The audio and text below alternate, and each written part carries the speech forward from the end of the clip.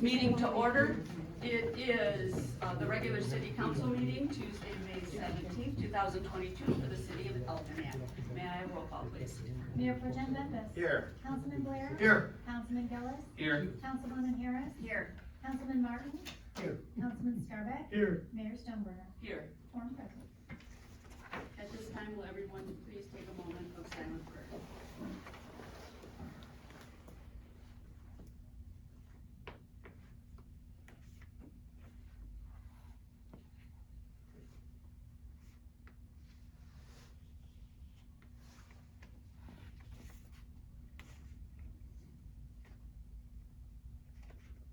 Please stand for the pledge. I pledge Allegiance to the flag of the United States of America and to the republic for which it stands, one nation, under God, indivisible, with liberty and justice for all.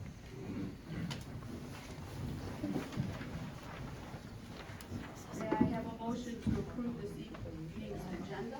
I'll make a motion to approve the amended agenda with the removal of item 6A. Support. All those in favor say aye. Aye. Those opposed? All right, we have an agenda, and we will see the wrestling team on June 7th, or June 7th meeting. So please see them then. We'll get into our presentation, so seeing the wrestlers didn't want to compete with you, Ken. Ken Cummings is here from Tri-Hospital EMS. Mr. Cummings will provide information on the first countywide tax proposal to cover ambulance services that will come before voters at the August 2nd, 2022 election. In April of 2022, St. Clair County Commissioners approved two millage proposals that will be placed on August primary ballot, one for the library and one for the ambulance services. The ambulance services millage would collect about $3.5 million over 4 years. It would be used to reimburse the 3 private ambulance providers currently serving St. Clair County resident providers, our Tri-Hospital EMS, Marysville, and Richmond Lennox EMS. The library millage is a half mill increase over the current library millage and would collect over $8 million over 10 years and could go towards building a new branch library. The library director has also asked to attend an upcoming city council meeting. Other millage proposals that were previously approved by our St. Clair County Commission and will appear on the ballot in August are for Senior Citizen Services and Parks and Recreation Commission. Ken, it's all yours. Well, you pretty much handled it already. I could just sit right down, I think. Thank you very much, Mayor. Thank you very much for allowing me the opportunity to come and share with you the reason behind this very important issue. As Mayor said, this is the first EMS millage or ambulance service millage that has ever been placed before voters. And just want to give you a little bit of a background. This is not something that just came about suddenly. This is something that's been really in the works for some time. We began seeing the need for it really a couple of years ago, shortly before the pandemic really hit our communities. As you know, Tri-Hospital EMS has been your ambulance provider for nearly 40 years here in St. Clair County. We were established back in the mid-1980s when ambulance services really in the county were struggling. We had at one point in time back in the late 70s and early 80s, we had upwards of 17 or 18 ambulance companies all competing for a very, very limited pool of calls in order to support themselves financially. And quite frankly, what was happening for many, many years is ambulance services would come and ambulance services would go, and nothing was very stable. The quality was very poor.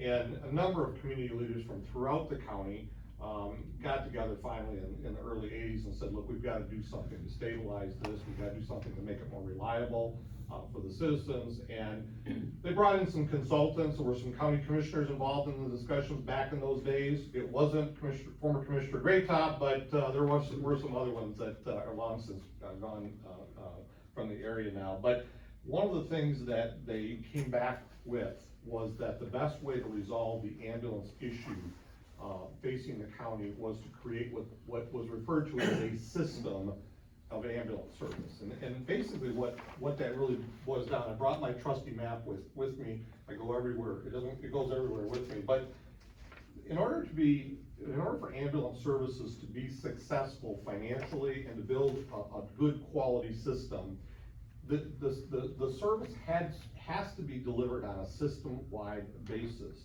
And I apologize, I want to deviate for just a second. So if we take and we isolate certain areas, the cost of providing ambulance services, if just a certain portion of the county tries to do ambulance service by themselves without partnering with the whole county, the cost of providing that service is incredibly high. And so by sharing this service, what we ended up with in this model was the rural areas, the really rural areas, which typically don't generate a lot of call volume, but still have a lot of need for ambulance service, are kind of subsidized by the more populated areas that do generate a higher call volume. And so hence the whole county kind of gets equal service. And that's really the model that we use. In terms of how that's funded, what we had determined back in those days was that the model of a fee-for-service model, which is the model that we currently use right now, if there was enough call volume and the service area was contained to a system response, that there would be enough revenue generated from that call volume to support the cost of the ambulance service. And to be frank with you, for the past 38 years, that is exactly how we have funded ambulance service in the county, is users of the ambulance service pay a fee, either through their insurance companies or whatever method they have or coverage they may have, and those dollars are what has funded the ambulance service for the past 38 years. Where we are at today is that model really no longer works, and it's starting to become obsolete. And let me try and explain to you why that is. A couple of things, merging issues that have occurred over the last year or two that have kind of brought us to where we're at today. And that is, we have seen over the last 10 years or so, we've seen about nearly a 35 to 40% increase in demand, which means that the public is using ambulance services more today than they have ever used before. Well, increases in demand translate into the need for increased deployment of resources. The problem with the increasing of deployment of resources is it comes with a cost. The more ambulances you staff to cover the requests for service, the more costs that are incurred. And when you rely solely on a fee-for-service system, you are completely dependent on what those payers will pay for that service. And therein lies the major problem that we have in today's model, is that ambulance services reimbursements are fixed. We have no control whatsoever over how much we receive for providing service to a client. Most ambulance service reimbursements are provided through governmental entities, Medicare, Medicaid, commercial providers like Blue Cross and Blue Shield. In our organization comprise 92% of all the people that use ambulance services. Ambulance reimbursements from those payers are fixed.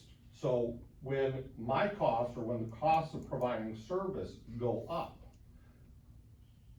I have no ability to increase rates to cover those costs, because again, those rates are fixed by the payers. We have no control, no input into how much those rates are going to be.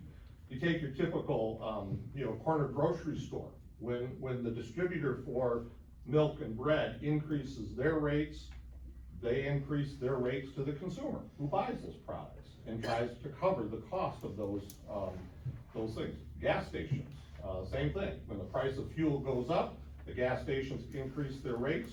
People who buy fuel pay more. Ambulance services don't have that option. So as our costs are going up, we simply do not have the ability to pass that cost increase on to the consumers, because again, the reimbursement rates that we receive are fixed by the payers. And so we're left with really only one of two options. One is we cut services so that we can reduce our costs and our expense, or we look for ways to increase revenues. And that's essentially where the idea of the millage campaign came from. We right now, in our organization, we're running an annual deficit of about $600,000 a year. We simply cannot sustain that, long term. The second issue, that we face, that many employers are facing today, is workforce shortages. So we, like every other industry probably out there right now, have been hit very hard with workforce shortages. And so it's a little bit more unique for us because in EMS, we are a regulated industry. And so anybody that works in the EMS field must be licensed. To get licensed, you must go through a training program. So we cannot just hire people off the street. When we have a candidate that is looking for employment with us, that candidate has to be licensed in order for us to even consider them for employment. Those individuals are far and few between to find. And so in Michigan right now, it is estimated that we have about 1,000 vacancies in EMS jobs all across the state. And it's a real crisis. Here in our community, we currently have about 12 vacant positions that we have had vacant now for well over a year that we cannot fill because we have no viable candidates applying for those positions. And so what we have concluded we are going to have to do is we have to increase our wages. This morning, I'm listening to the local news and I see an advertisement for Ajax Car Wash. I don't even know where Ajax Car Wash is. I don't think they're even in this area. It was somewhere in the Detroit area. They were advertising a position for $58,000, a full-time position to go work at a car wash. I thought, wow, my paramedics who go to school for roughly 12 to 18 months to become certified and work in EMS get paid about $54,000 a year. EMTs start at about $38,000 a year. But you can go to a car wash today with no required skill set and earn $58,000. Again, we have got to find resources in order to increase our wages so that we can go out and we can compete for that limited pool of staff that are out there to come and work and to fill the vacancies that we have within our organization. The third thing that happened to us, we had relied on our community college for a number of years to provide much of the training to get EMTs and paramedics certified. And that was going along fairly well, although the numbers were not where we wanted them to see in terms of the number of students that were being enrolled and were being trained. But in the summer of 2020, the college contacted us and said, we've decided to drop the program. We're no longer going to do any EMS training at all. And so we had no source whatsoever of where to recruit new people from. And so we've had to actually implement our own training program, which is a complicated process and does require accreditation and certification of our training program, and that process has taken a great deal of time for us to go through, as well as cost a great deal of money for us to be able to bring in the necessary instructors and equipment that it takes in order to train our own people. And so that's a portion of where the financial challenges have come as well for us. By the way, feel free to stop me if you have any questions at all. Yes, go ahead. Mr. Cummings, I have a couple questions if I may. You stated your staff shortage or what have you, but with COLA and inflation, have you guys ever thought about going back to the state and renegotiate your terms in regards to, you said they're all standard terms regardless of where you work as an EMS driver? Yep. Did you guys ever, as a collective unit, thought to going to the state and asking for more with the rise of inflation and what have you? I mean, it would only make sense to me. Yeah, we actually did. In fact, personally, just about a year ago right now, I actually testified before both the House and Senate Health Policy Committees. Prior to this past year, the state of Michigan had not increased ambulance reimbursement rates for 20 years. It's crazy. We had the exact same reimbursement rate for providing service for a 20-year period. Now, last year we did lobby the legislature pretty heavily. I will tell you, there was a major push by the industry, because quite frankly, the industry is collapsing all across Michigan. And the Michigan legislature did allocate about $12 million into the Medicaid fund for ambulance services, but when you take $12 million and you spread it across the state of Michigan, each provider didn't get a whole lot of that money.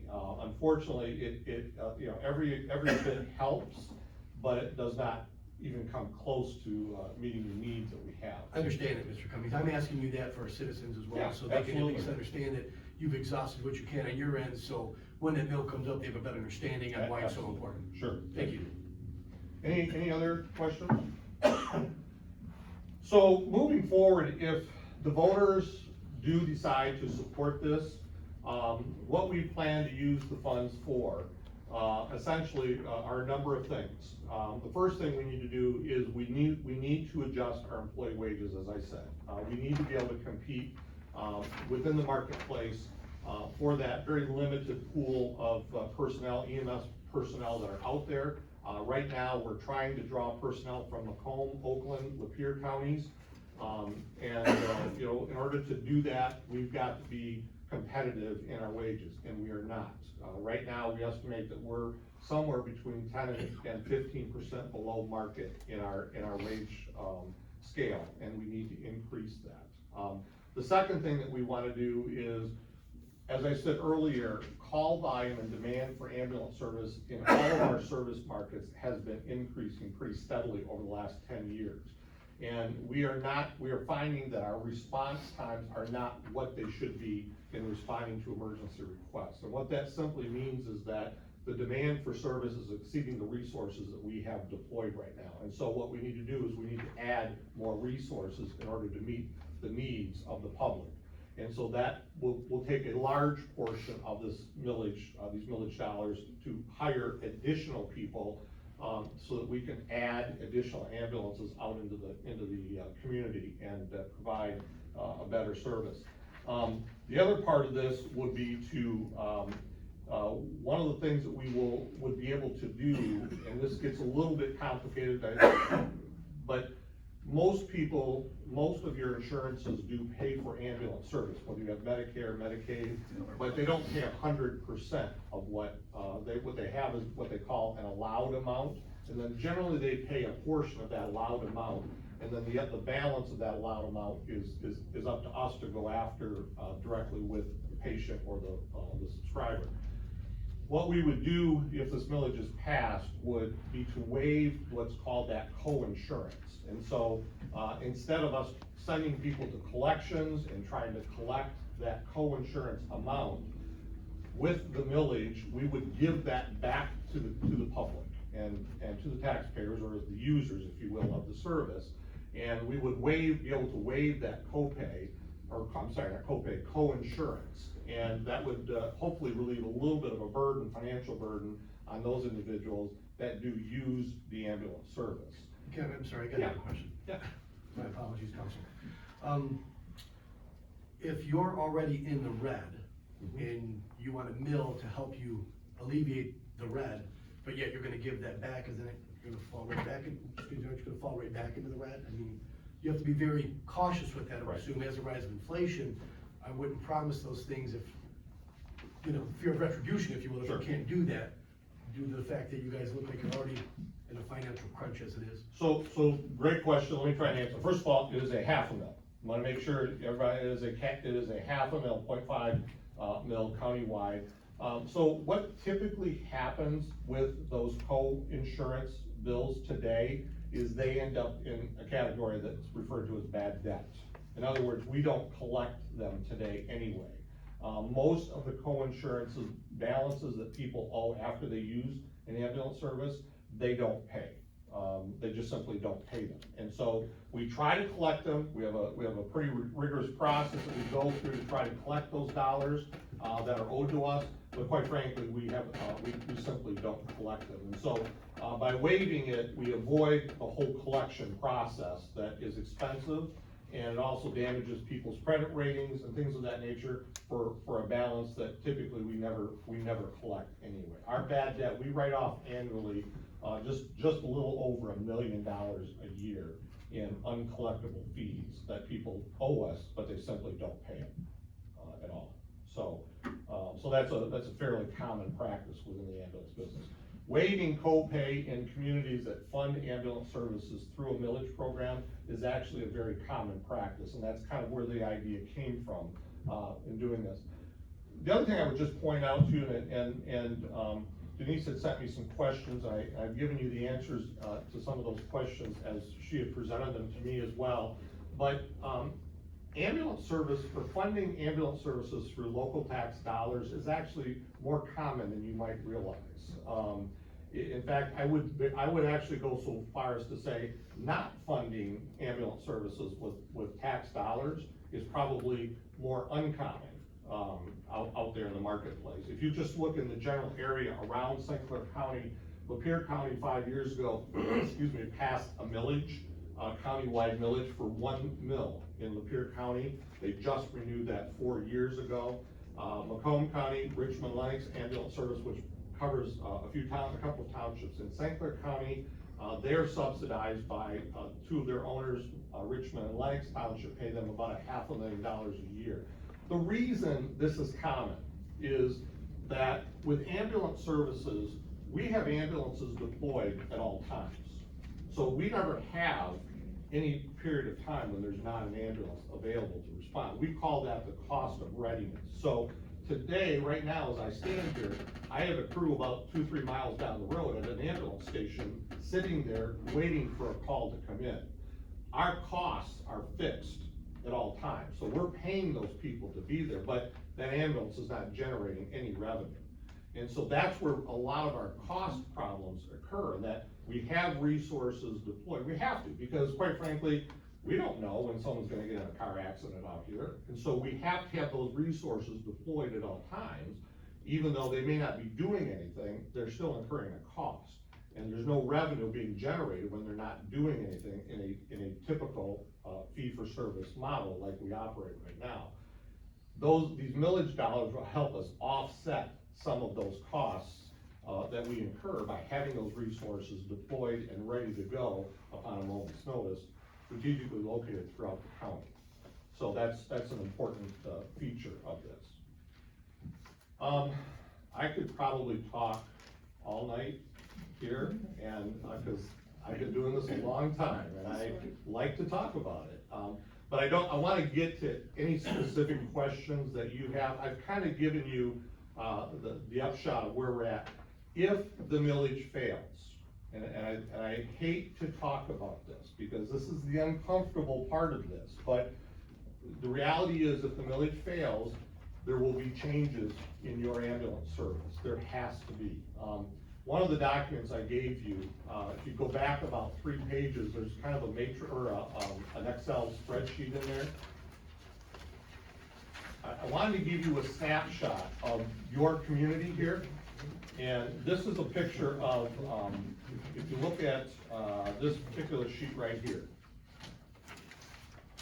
What I've done is I've calculated, I know exactly how much net revenue we get out of Algonac, Clay Township, and Ira Township, and Cottonville Township. And the reason I selected those 4 municipalities is because we have 2 ambulances deployed down in this area. One in Clay Township, just down the road here. We have a second one in Ira Township, just right at the Ira Township offices. So the cost of each of those ambulances are identical. It costs us, for each ambulance that we deploy, it costs about $708,000. When you factor in all of the expenses, those are just the direct expenses for operating those stations. When you balance that against the amount of revenue in the fee-for-service model that I mentioned, you can see that we're operating in the red down here.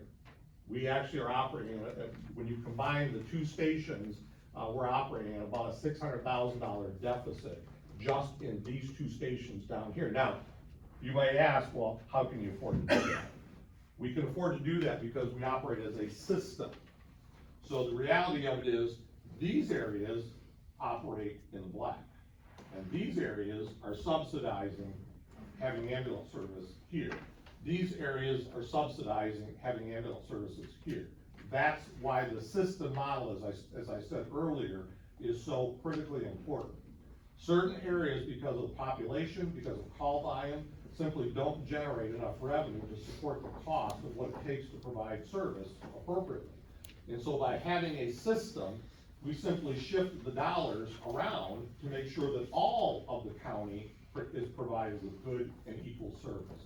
And so, that just kind of gives you a snapshot. If you were to say today, we're gonna cancel our contract with Tri-Hospital, we're gonna get in the ambulance business ourselves, and we're gonna do it ourselves. Be prepared to subsidize it to the tune of $600,000 a year, out of your general fund budget or whatever method you would have. The other thing I wanna point out to you as well, and I think this is really important, well, Tri-Hospital EMS is the vendor that provides the service to St. Clair County today. This millage issue is not a Tri-Hospital EMS issue. This millage issue is an ambulance service issue.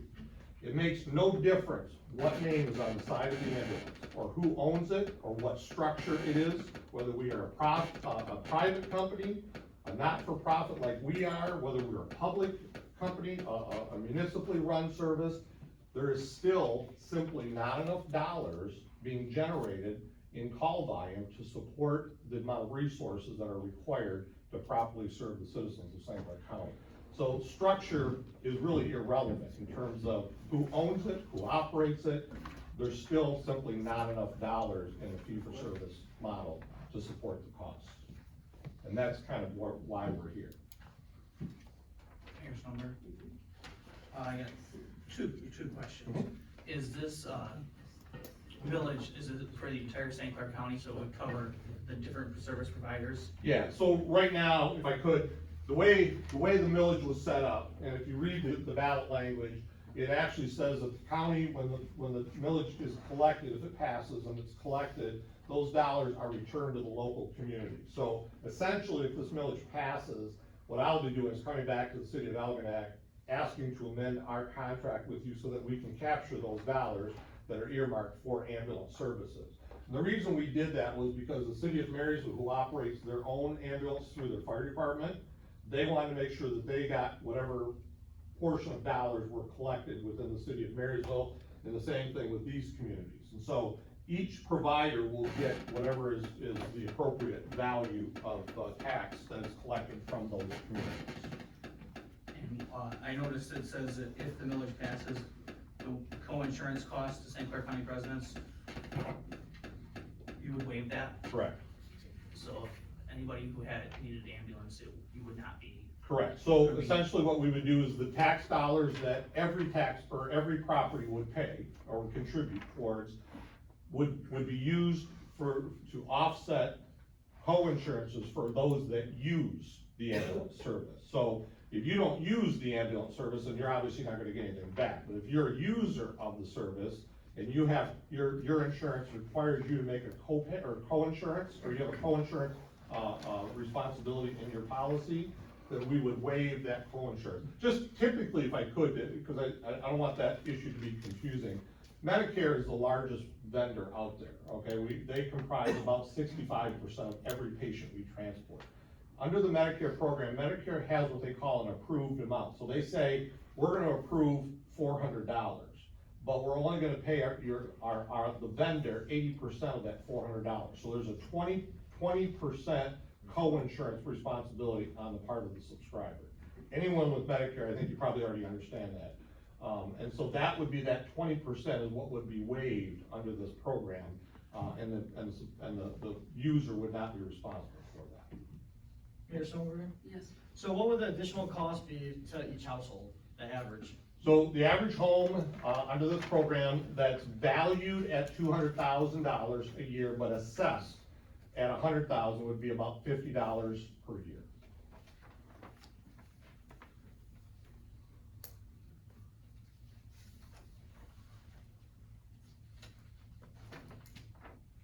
Anybody else have any other questions? One final thing I would just ask, or just point out to you, in the packet that I gave you on the very last page,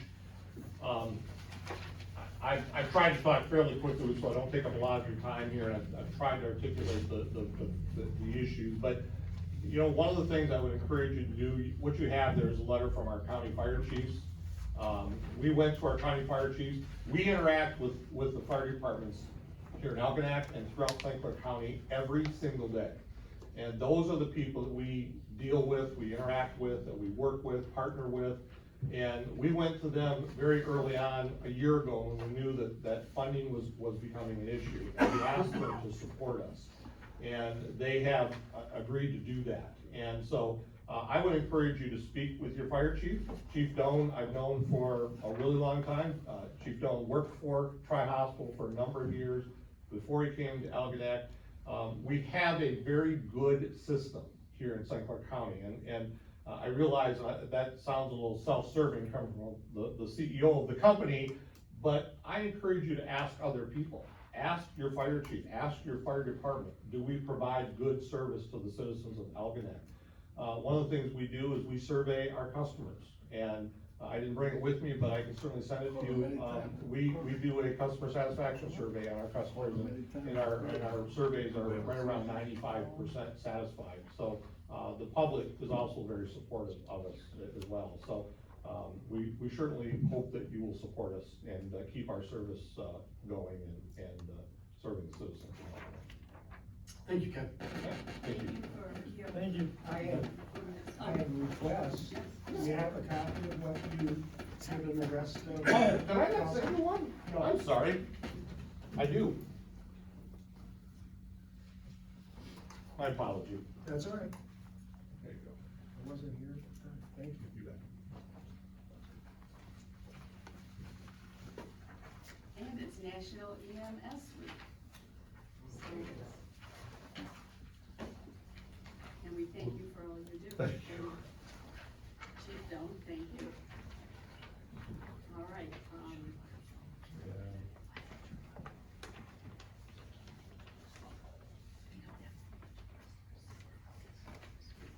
all right, we'll go on with the rest of the meeting. We'll go into public comments.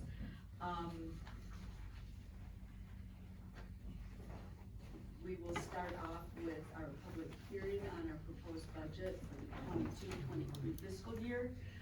Tonight, this process started in February and is the result of many hours of teamwork between the city council, city administration, city staff, and the planning commission. In the simplest terms, a budget is a plan for spending money, but it's more than just about incoming and outgoing money, dollars and cents. It's about priorities, goals, and possibilities. Not all the programs and projects in this proposed budget will materialize. For example, in last year's budget, we had monies budgeted to add Wi-Fi in Riverfront Park. The cost for that was prohibitive, and it did not happen. A budget should be viewed as a living document that can be updated and changed as necessary to meet the ever-changing needs and goals of the community. This budget is consistent with the collaborative community visioning process undertaken by the City Council in 2017, when elected officials, residents, and business owners came together to create a vision for the future of Algonac. This budget not only assures the delivery of quality, efficient, and essential public services, it also invests in initiatives that will make Algonac an even better place to live, work, and play. All while continuing with the conservative spending approach that our residents expect from city government. At this time, we need to have a motion to open the public hearing.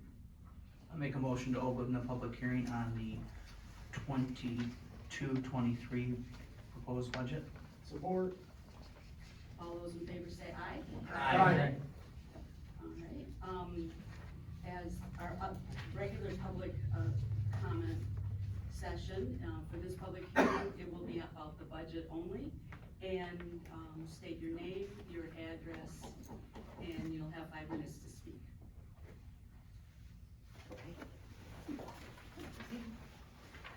Don Davy, 710 Smith Street. Looking at this budget, it still roughly includes $191,000 of what I can only say is fluff. Now, I watched the video from last night's Clay Township board meeting, and there were 2 topics during his supervisor's report that I found interesting, which kind of works into what I want to say about the budget. Mr. Bryson said, and I quote, "Working on next year's budget, I've been working with several businesses.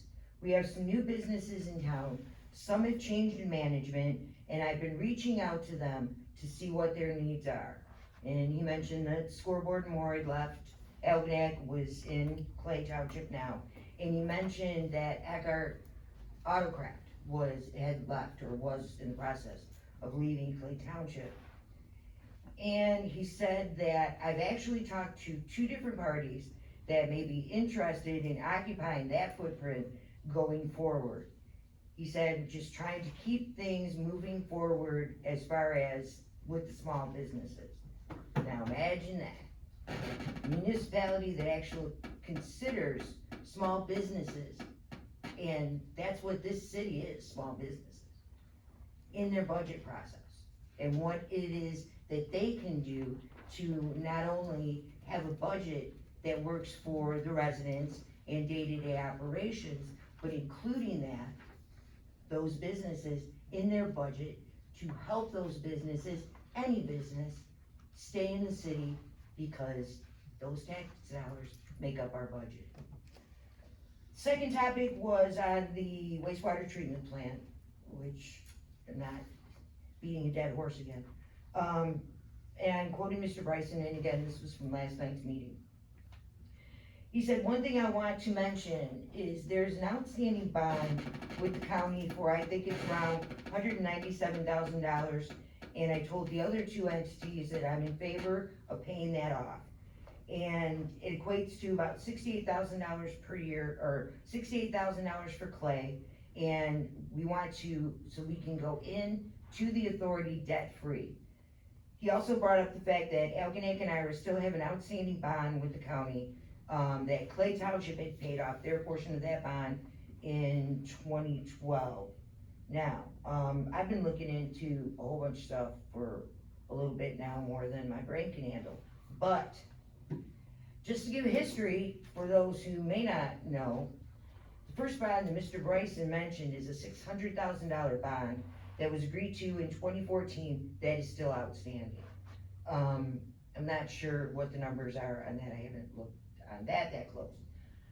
The second one that he mentioned is from the bond that all 3 entities had agreed to in 2003.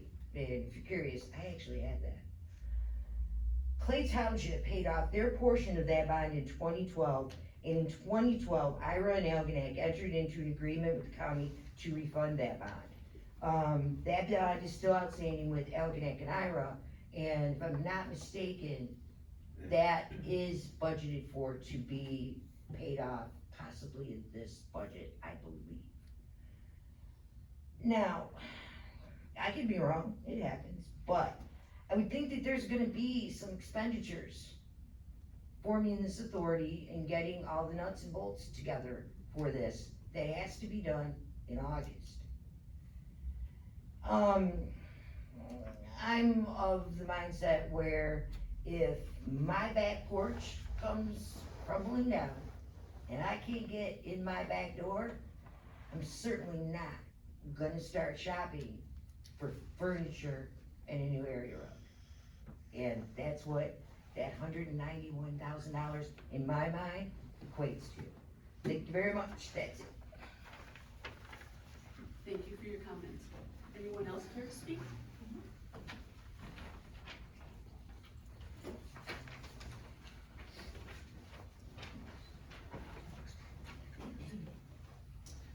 Hello, my name is Stacy Rappa, and this is the first time I ever spoke here.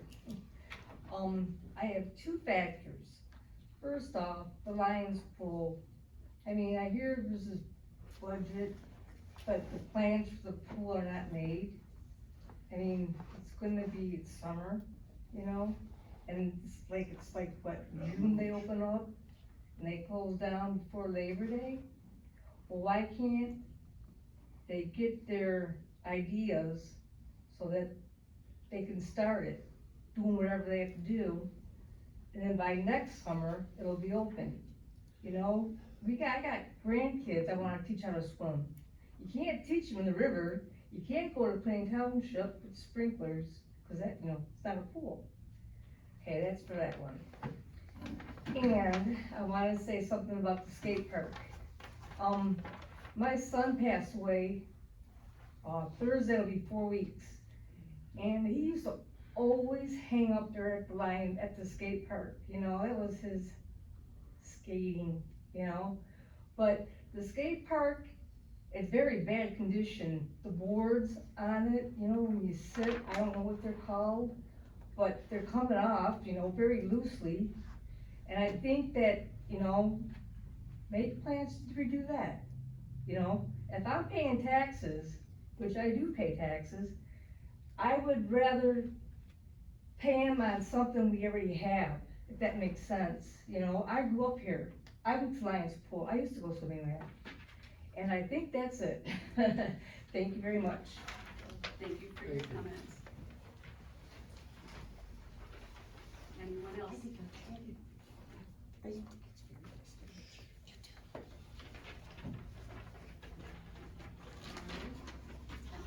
I'm not seeing anyone else. Can I have a motion to close the public hearing on the budget?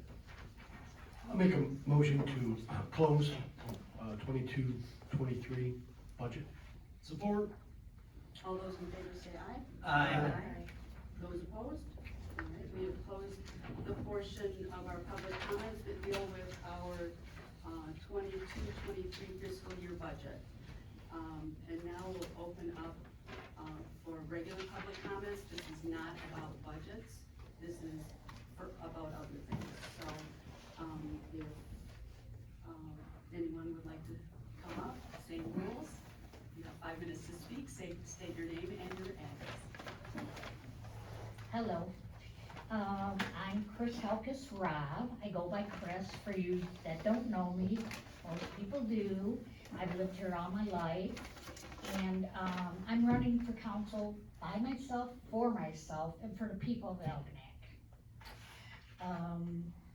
I have many family members here and longtime friends, and we used to own a trash pickup business here, for anybody that didn't know that. I graduated here. Algonac is my home. We need to keep it our community as a home, not spread out to other, well, or bring in things that aren't needed here and stuff. We need to keep Algonac, Algonac. And that's it. Thank you. Thank you.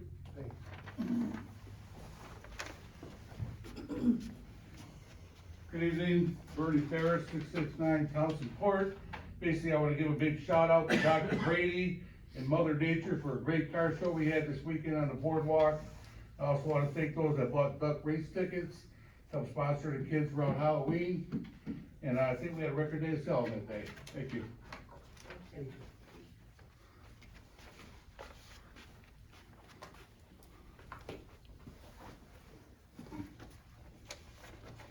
Hello, Brian Tiswell, I live on Townsend Crescent West. As of this week's trash pickup, I will finally be rid of the leaves that were accumulated in front of my house, as well as several of my neighbors' houses all winter long. I don't know what went wrong, whether we missed a deadline, whether we were skipped perhaps.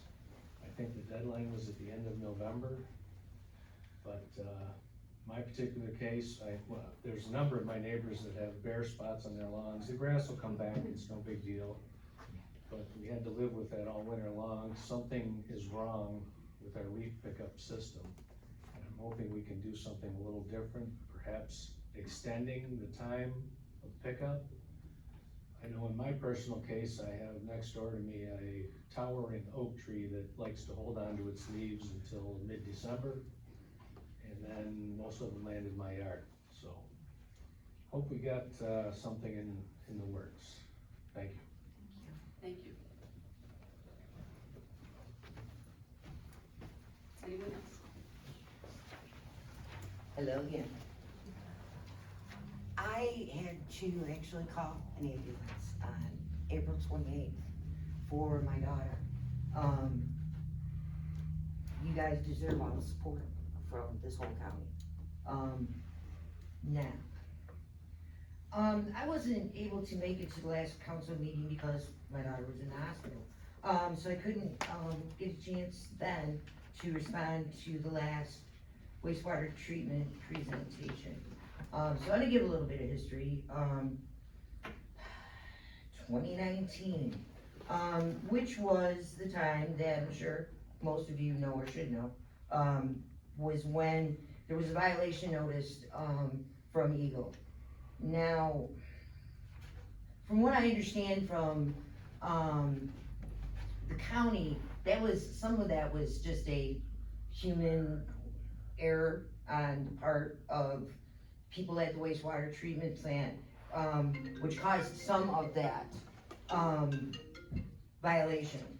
But the thing about that is, they made it clear that Eagle needed from each entity a plan of what they were going to do to mitigate this and other things in the future.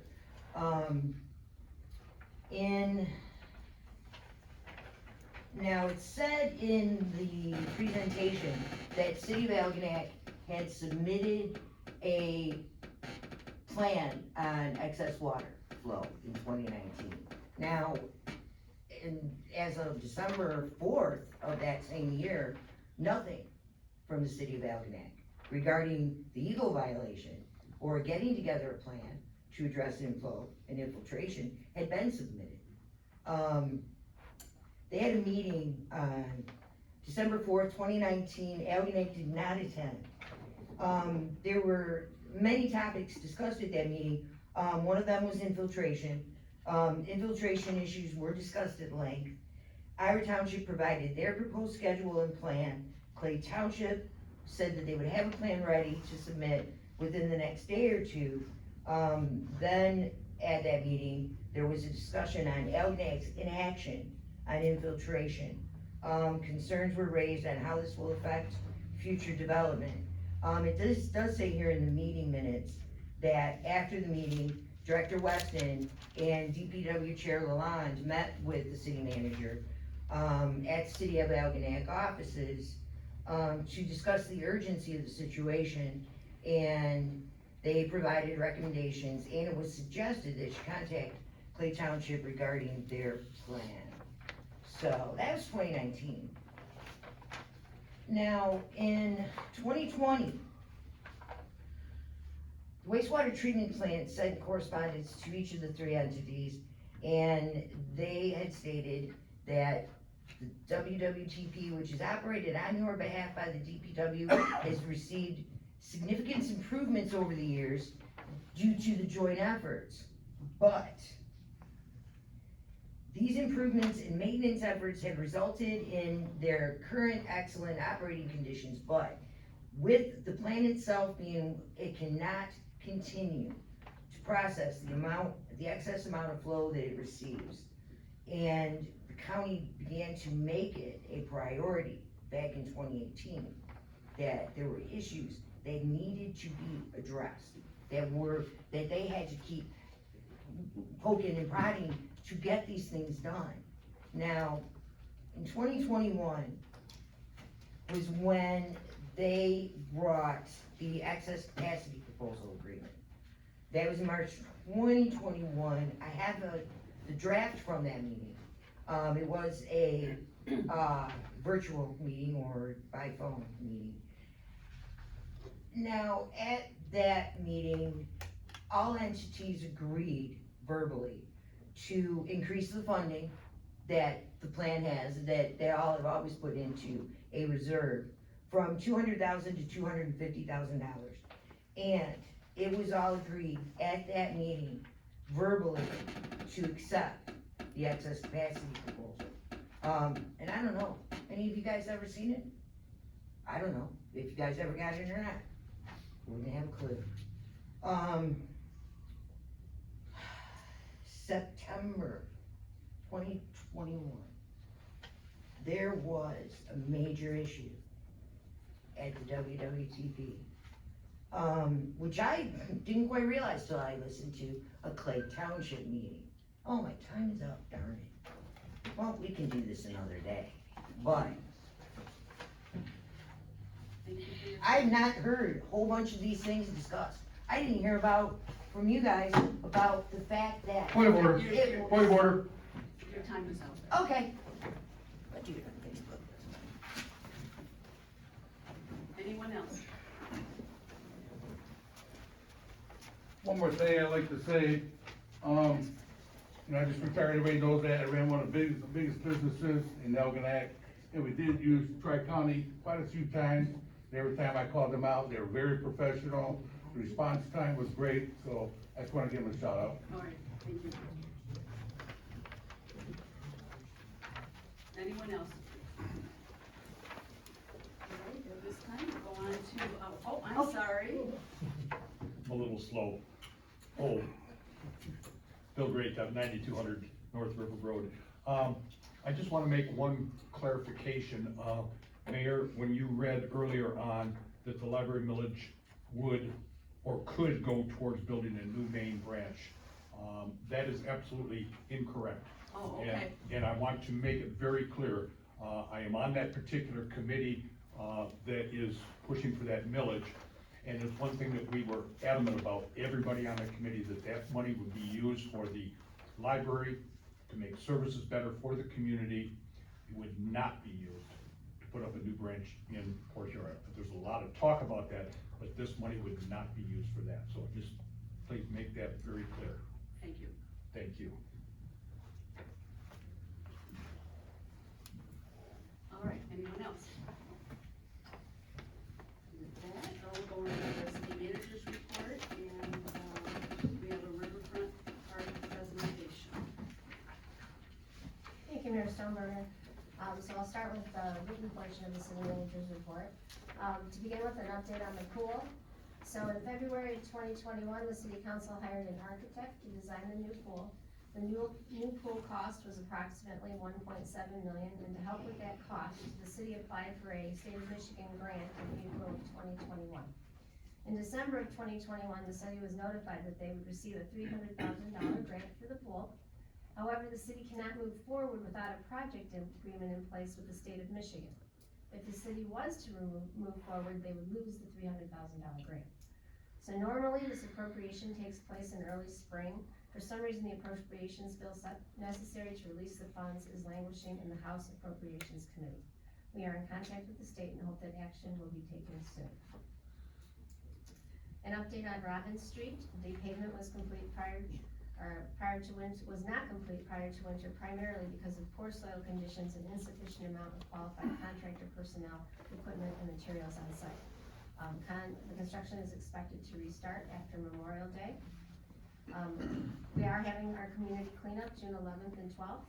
Our Clay and Elginak residents may dispose of trash at any location. Clay has agreed to let Elginak residents dispose of their hazardous materials at the Clay site, and this is a great convenience for Elginak residents, otherwise they would have to go to the Smith Creek landfill. Tires with fins removed will also be accepted. So the location for that will be, in Elginak, will be at the DPW. And very, very exciting news, our Scout Park playground equipment was delivered on Thursday. So about 6 pallets worth of equipment was delivered, and so as soon as we can get the contractor out there, we will begin construction at Scout Park. Tomorrow? Do you have an estimated time for that? Not yet. Okay. The Riverfront Park swing, Facebook loves the new swing that was installed and people are asking for more. We've reached over 4,000 people on Facebook with the swing. All the comments have been very positive, and we are looking to possibly add a second 3-person swing. The water plant update, we have ordered new membranes over 6 months ago. They were expected in September, but the blocks should be here June 18th and the modules July 7th. So that was good news. The roof on the chemical building is completed. The low service pump number 1 has been refurbished. Number 2 pump is being worked on, and the micro strainer has been installed. There are some emergency management exercises taking place on the river this week and next week. You may have seen the Coast Guard out there today. There will be another one on May 26th. So the extra action on the river, don't be alarmed. It is the Coast Guard and Enbridge working out there. The establishment of the wastewater treatment Plant Authority, there was a meeting held on May 12th to review a first draft of the Articles of Incorporation. And now I have a presentation on the Riverfront Park.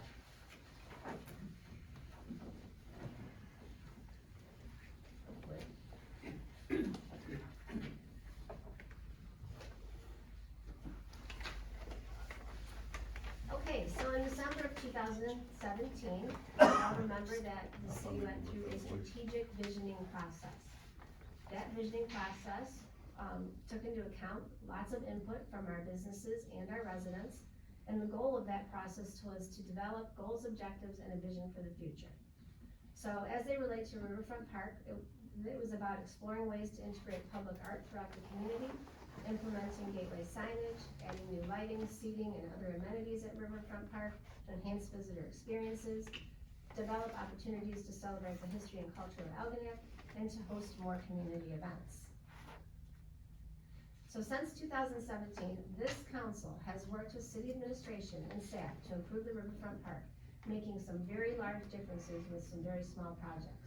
Because a neglected park in disrepair signals that no one cares, while a well-maintained park signals that the community cares. A well-maintained park makes people want to visit the community, builds community pride, attracts shoppers, enhances property values, and generates tax revenues. So, here's a picture of the Riverfront Park entrance that was enhanced with flowers and a border. This is what the bollards used to look like at Riverfront Park. This is what they look like now. So here we've added artwork to the bollards in the park. As you can see, a little paint makes a big difference. I know members of council are out there in the community regularly, staff is out there regularly taking pictures of what's going on in the community and what needs to be painted, fixed, and or repaired. In 2019, we've received a grant from CTO Foundation for life jackets. So we now have a box of life jackets out there that is used regularly by the residents and other patrons of the park. Here's another example where a little paint makes a big difference. The Memorial Adirondack chairs have been a tremendous hit in the park. They've added a lot of brilliant color. We have a lot of compliments on them. Each one has been donated by a resident. Some of them are obviously in memory of those they have lost. And we are up to close to 30 Adirondack chairs. Cornhole boards. The cornhole boards were added over near the gazebo and are in regular use. Those were donated by Henry's Club to the city of Algonac, and then the Algonac DPW installed them, and we had the concrete pads put down. And by the way, the original cornhole, what are they called? Bags. The bags, yeah, they're still there.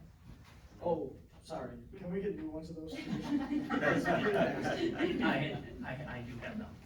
Okay. But they've lasted for quite some time, nobody's stolen them or anything, so. Here's another example where a little paint makes a big difference. We have added ashtrays. We had a complaint that the flower beds were being used as ashtrays, so we added the ashtrays. We've added lights to our gazebo that can change colors with the holidays, and we have added trash cans. You may have noticed that no longer are the trash bags flying out the top of the garbage cans when it's really windy. Another example, little paint makes a big difference. The ship cam, this has been a tremendous asset to the Riverfront Park. Algonac, there are many, many people that follow the ship cam on a regular basis around the country. Oh, for sure. So that has been an exciting add to the Riverfront Park. Here's another big difference with the small projects. All of the utility boxes were covered with more of an icebreaker, nautical looking cover, which has really made the park look very attractive. The new solar lights on the Riverfront Park were added, and the new picnic tables. with umbrellas that are used regularly all summer long. We received a grant for the Riverfront Rockout musical instruments, which has been a very nice addition for the kids in the park as well as the adults. Oh, the swing is missing. I don't know what happened to the picture, but that is supposed to be the picture of the new swing.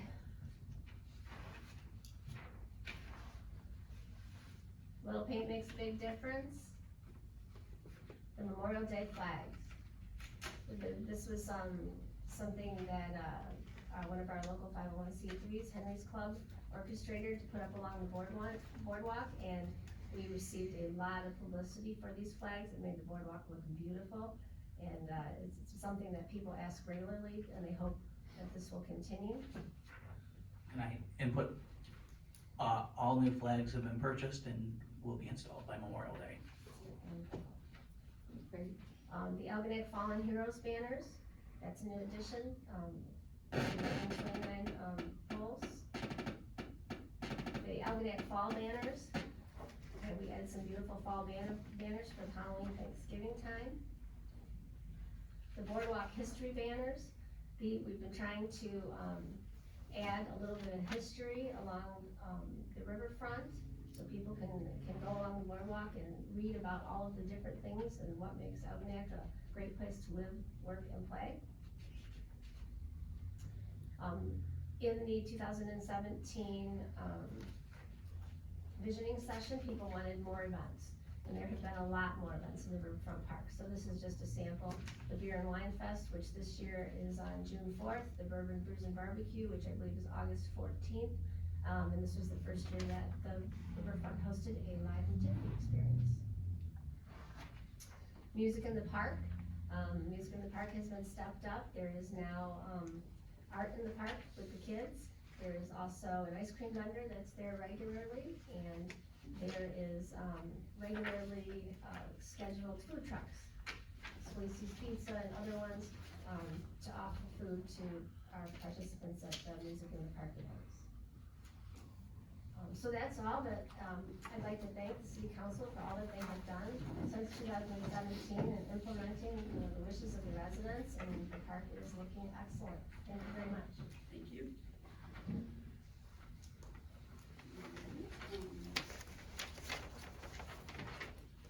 At this time, we need to approve a consent agenda. It consists of our city council meeting minutes from our regular meeting on May 3rd, departmental reports, which include light enforcement, building, DPW, finance, fire department, and water department, communication and notices, our boards and commission roster, and our housing commission minutes. May I have a motion, please? I'll make a motion to approve the consent agenda as presented. Support. Any discussion? All those in favor say aye. Aye. Opposed? All right, we have approved our consent agenda. We have no unfinished business this evening, so we'll get right into our new business. First up, we're being asked to approve refurbishment of the water plant low service pumps number 1 and 2. In February of 2022, City Council and Clay Township Board of Trustees approved the refurbishment of low service pump number 3. This pump moves large volumes of water at relatively low discharge pressures. This proposal is to continue with the refurbishment of low service pumps number 1 and number 2. One pump will be done at a time. This project was approved by the Clay Township Board of Trustees at their May 2nd, 2022 meeting. It is suggested that the same contractor who was low bid for low service pump number 3 be used for pumps number 1 and 2. May I have a motion, please? I make a motion to approve refurbishment of water plant low service pumps number 1 and number 2 by Pump Service International LLC, whose address is 33992 Dorica Drive in Fraser, Michigan, 48026, in the amount of $40,698. Second. Comments, questions, concerns? Roll call, please. Mayor Pro Tem Dundas. Yes. Councilman Blair. Yes. Councilman Gillis. Yes. Councilwoman Harris. Yes. Councilman Martin. Yes. Councilman Scarback. Yes. Mayor Stonebrenner. Yes. Motion carried. Our next item is to approve water plug plant sludge removal and gate valve repair. During the installation of refurbished low service pump number 3, an excessive amount of accumulated sludge was discovered at the bottom of the pump house well, and it was noted that the gate valve opening the sluice gate would not open more than 75%. A vacuum truck is required to remove the sludge, and a contractor qualified to enter a confined space is required to evaluate the gate valve. The only qualified responding contractor was Dig Doctor Utility. May I have a motion, please? I'll make a motion to approve water plant sludge removal and gate valve repair by Dig Doctor Utility Services, whose address is 2104 Cypress Street, Port Huron, Michigan, 48060, and the amount of $5,160. Support. Comments, questions, concerns? Roll call, please. Councilman Blair, Yes. Councilman Gillis, Yes. Councilwoman Harris, Yes. Councilman Martin, Yes. Councilman Scarback, Yes. Mayor Stoneburner, Yes. Mayor Pro Tem Bendis. Yes. Motion carried. The next item, we're being asked to approve a water plant UPS system battery replacement. The water plant has been experiencing frequent power outages. The uninterruptible power supply, UPS, also known as a battery backup, provides backup power when the regular power source fails. It has reached its end of life. It is recommended that 3 battery cartridge packs be replaced. May I have a motion, please? I'll make a motion to approve replacement and installation of 3 battery cartridge packs at the water plant from UIS SCADA, whose address is 2290 Bishop Circle East, Dexter, Michigan, in the amount of $4,490. Support. Comments, questions, concerns? Roll call, please. Councilman Gillis, Yes. Councilwoman Harris, Yes. Councilman Martin, Yes. Councilman Scarback, Yes. Mayor Stoneburner, Yes. Mayor Pro Tem Bendis. Yes. Councilman Blair. Yes. Motion carried. Our last item of new business is to approve sewer heating and televising project change order number 1. It is recommended that Deutsche perform the cleaning, Algonac secured a 3-year stormwater asset management and wastewater grant through Michigan Department of Environment, Great Lakes, and Energy. And City Council approved engineering services for SAW grant asset management plans at the meeting on August 18th, 2020. Sewer cleaning and televising is one of the tasks required to be completed with SAW grant funds. City Council recently awarded this contract to Deutsche Environmental Services, who is currently working in the city. Recent metering completed by HRW through the SAW grant has confirmed there is an infiltration concern with the sanitary sewer laterals on Robin Street. It is recommended that Deutsche perform the cleaning and televising of the Robin Street laterals at this time, while the road project is currently under construction. Doing this work during a construction project is one method to address long-standing infill and infiltration issues at the wastewater treatment plant. This lateral work and any needed subsequent repairs are not SAW grant eligible costs. May I have a motion, please? I'll make a motion to approve sewer cleaning and televising project change order 1 for Robert Street laterals to Deutsche Environmental Services, whose address is 21221 Mullen Avenue, Warren, Michigan, in the amount of $4,400, and direct the city manager to sign the contract on behalf of the city. Support. Comments, questions, concerns? Mayor Stoneburner? Yes. I have a question for the city manager. Ms. Kirstenberg, it states here that this is, project change order number 1. How many more project change orders do we see in the future? Is there gonna be more and more and more? Do we know at much more costs, or? Mrs. Kirstenberg? Thank you, Mayor Stoneburner. This is a change order that we requested as we have discovered through the metering that there is a problem with the laterals leaking on Robbins. So, at the time the project was bid, we didn't have that metering information, so we are adding that to this So project. that change order request was a request of us? Yes. I'm sorry, thank you. Anyone else? I just have a comment, and that is that this will lead us to some costs that are unbudgeted that we will have to assume responsibility for. And, we need to be ready for more of this, I think, as we move through the city, so. Mrs. Gerstenberg? Mayor Stoneburner and Councilman Martin, that is an excellent point. We do have monies budgeted in this upcoming budget, starting July 1st, to start fixing these laterals. Anyone else? Roll call, please. Councilwoman Harris. Yes. Councilman Martin. Yes.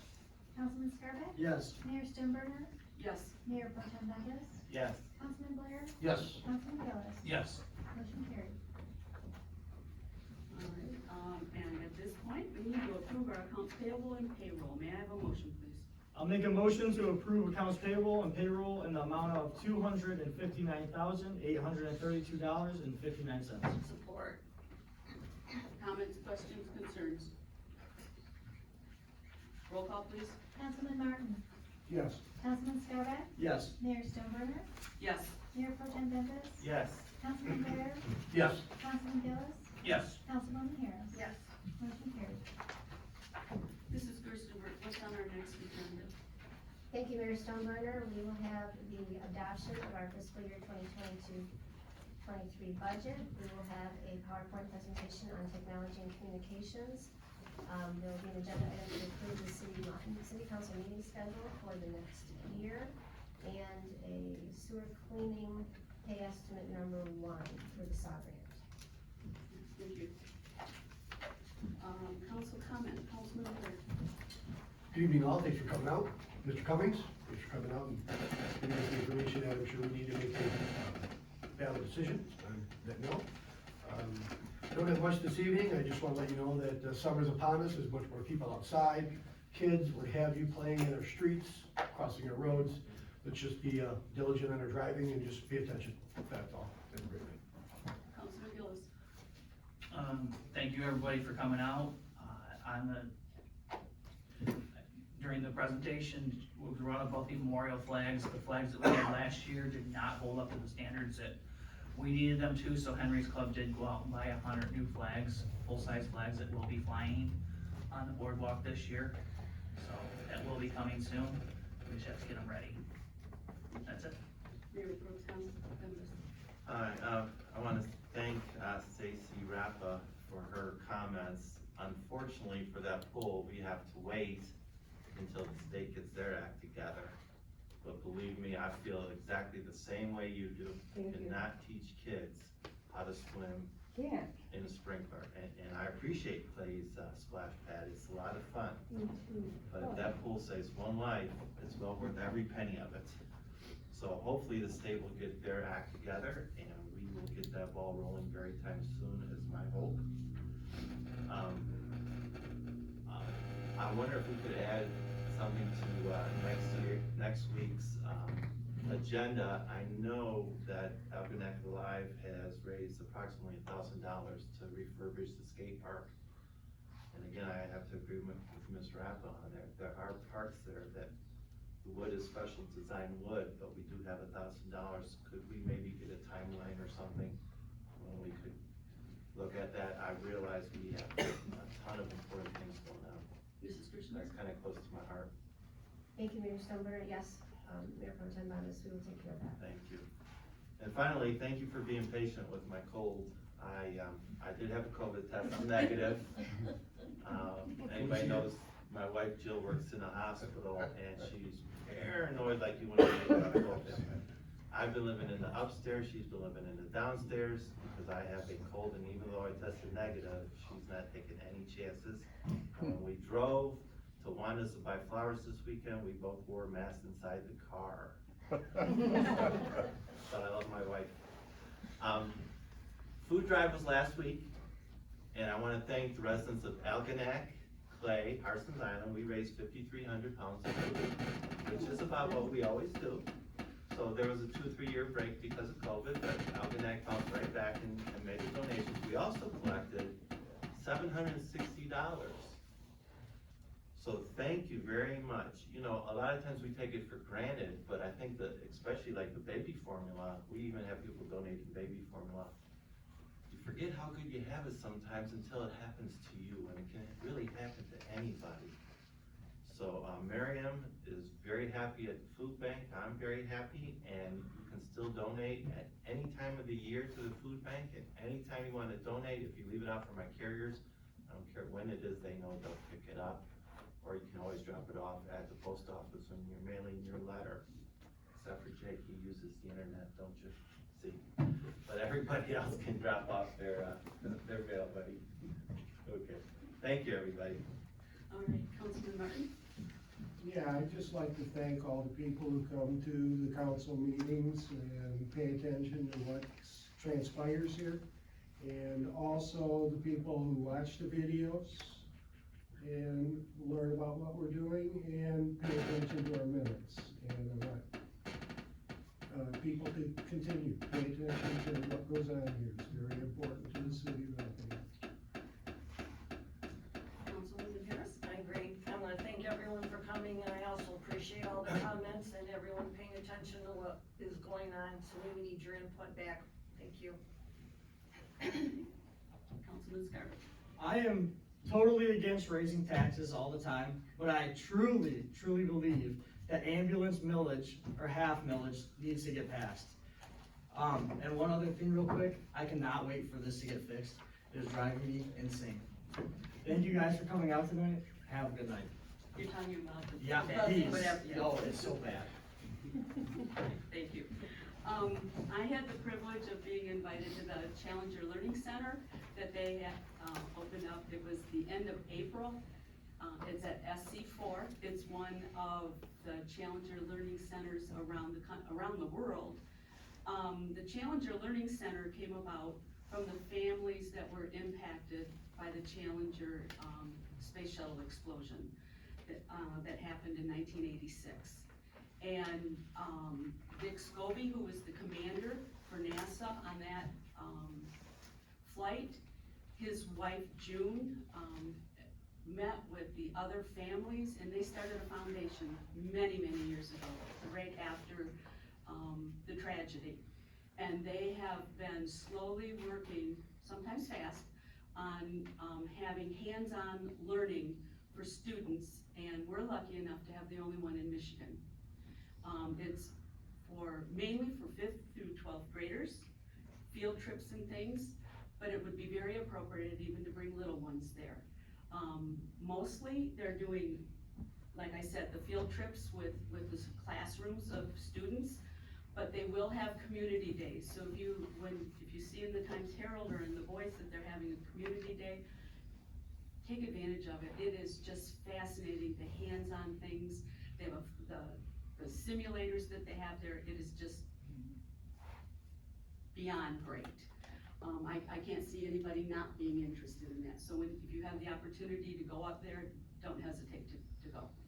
It's a wonderful, wonderful addition to our community, or in our St. Clair County, but it's just great for all Southeast Michigan. They had former astronauts there that have been involved in this. June Scobie Rogers, the widow of Dick Scobie, she has made it her mission to educate children and adults about space travel and about the different, the STEM activities that we talk about, the science, technology, engineering, and math, and there's a little art up there too, but it's mainly the STEM activities that they have for the kids, and it's just a wonderful way to learn, and it really teaches us that don't like to email, that like to still put stamps on your envelopes. It's just a great way to be immersed into the technology that they have.